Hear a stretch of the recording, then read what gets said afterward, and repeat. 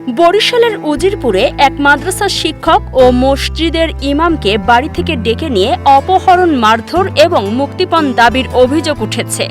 শুধু তাই নয়, মুক্তিপণ নিয়ে ঘটনাস্থলে গেলে তার স্ত্রীকেও অপহরণের চেষ্টা চালানো হয় বলে অভিযোগ করেছেন ভুক্তভোগীরা।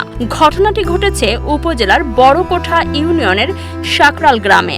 স্থানীয় সূত্রে জানা যায়, উত্তর সাকরাল শিকদার বাড়ি দিনিয়া হাফেজি মাদ্রাসার মুহতামিম ও কাজীবাড়ি জামে মসজিদের ইমাম হাফেজ মোহাম্মদ ওয়াহিদুজ্জামানের স্ত্রী খাদিজা আক্তারকে নিয়ে সাকরাল গ্রামের একটি ভাড়া বাসায় বসবাস করতেন। গত ৮ মে শুক্রবার দুপুরে গাববাড়ি গ্রামের শুকুর আলী, তার ছেলে আল ইসলাম এবং জামাতা মিজানুর রহমান সহ কয়েকজন তাকে বাড়ি থেকে ডেকে নিয়ে মোটরসাইকেলে করে একটি নির্জন স্থানে নিয়ে যায় বলে অভিযোগ রয়েছে। এরপর সেখানে তাকে বেধড়ক মারধর করা হয় এবং স্ত্রীকে ফোন করে ২ লাখ টাকা মুক্তিপণ দাবি করা হয় বলে জানান ভুক্তভোগী পরিবার।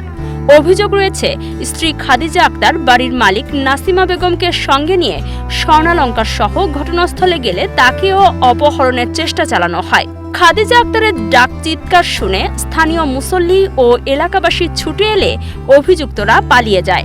পরে গুরুতর আহত অবস্থায় ওয়াহিদুজ্জামানকে উদ্ধার করে উজিরপুর উপজেলা স্বাস্থ্য কমপ্লেক্সে ভর্তি করা হয়। বর্তমানে আহত শিক্ষক উজিরপুর উপজেলা স্বাস্থ্য কমপ্লেক্সে চিকিৎসাধীন রয়েছেন। এ ঘটনায় তিনি বাদী হয়ে উজিরপুর মডেল থানায় মামলা দায়ের করেছেন। পুলিশ জানিয়েছে, অভিযানে মিজানুর রহমান নামের একজনকে গ্রেফতার করা হয়েছে। অন্য অভিযুক্তদের আটকে অভিযান অব্যাহত রয়েছে।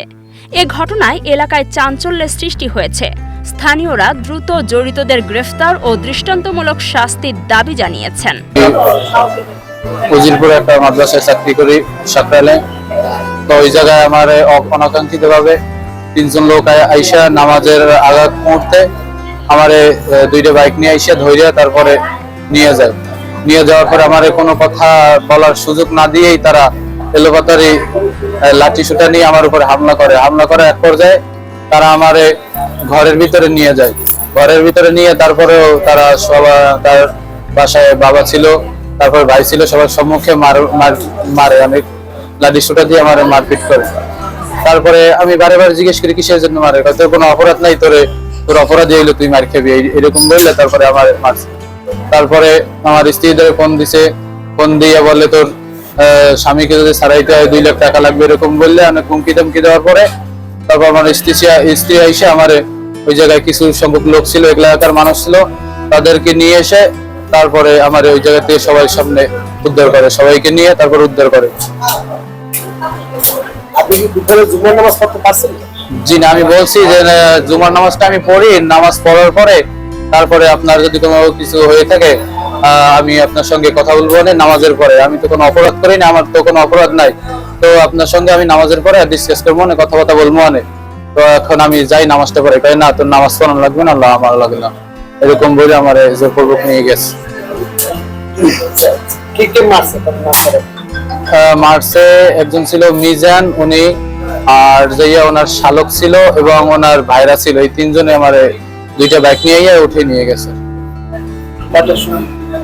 11:30-12টার দিকে আমি নামাজে যাবো, প্রস্তুতি নিতেছে। ওই সময় মুরগির ফার্ম আছে, ওই জায়গায় যে কাবলটা না ভাঙ্গিয়া এরপর পিডিয়ার পর ওই নেছে, নেয়ার পর তো 2 মসজিদের আমরা যখন আইয়া আমার শাশুড়ি মসজিদে কইছে, বলার পর 2 মসজিদের ইমাম সাহেব আইয়া এরা অপহরণ করিয়ে নাকি 2 লাখ টাকা মুক্তিপণ দাবি করছে। ফোন দিয়া ওখানে নিয়েছে 2 লাখ টাকার জন্য। ওয়াইফের কাছে টাকা না থাকায় কিছু স্বর্ণ অলংকার নিয়ে ওখানে গেছে, পরে স্বর্ণ অলংকার গুলো তারা নিয়ে নিয়েছে। ওই যে 2টা মোবাইলও নাকি নিয়েছে। এটা হইলো যে শুকুর শিকদারের ছেলে দিন ইসলাম ও আল ইসলাম ও তার 2 জামাতা, একজন মিজানুর রহমান, অন্যজনের নাম জানি না। শুকুর শিকদার নিজেও স্বয়ং ছিল।